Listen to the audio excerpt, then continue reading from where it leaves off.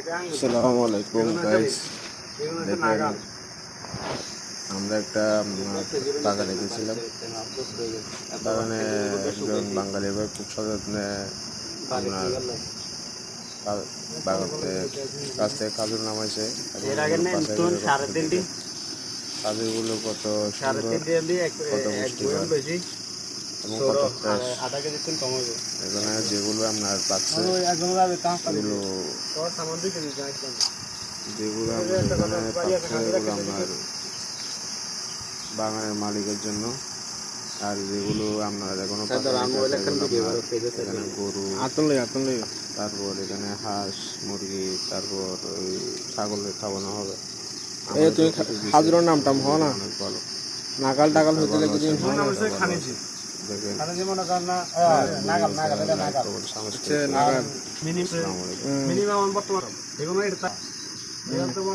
রসগোল্লা আছে না, রসগোল্লা মতো রসগোল্লা যেগুলো মনে করেন মানে 1 নম্বরটা আরে রসগোল্লা, এই রসগোল্লা 1 নম্বর মতো মনে করেন মনে লাগে স্বাদ হেগুন খাইছে আর হেগুন প্রথম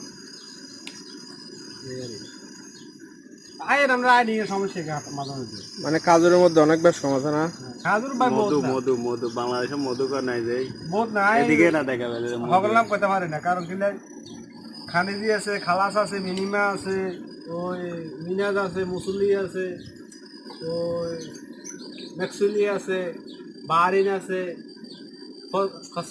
খেসাব আছে, ওই কাজে নাম আনি জানে ববিতা মৌসুমি, এগুলো খাজুরের নাম আমাদের চলচ্চিত্র নাই গগলের মতো। মাশাআল্লাহ মাশাআল্লাহ, হাজুরের অনেকগুলো নাম আছে।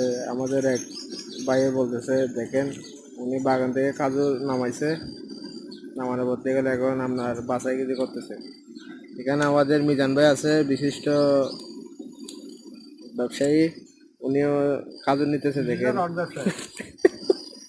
রড ব্যবসায়ী।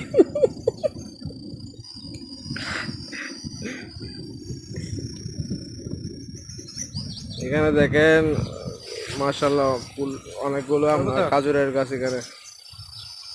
এখানে দেখেন জুম করে দেখা দিচ্ছি, দেখেন সব কাজুর, মধু মধু সবগুলো মধু এখানে।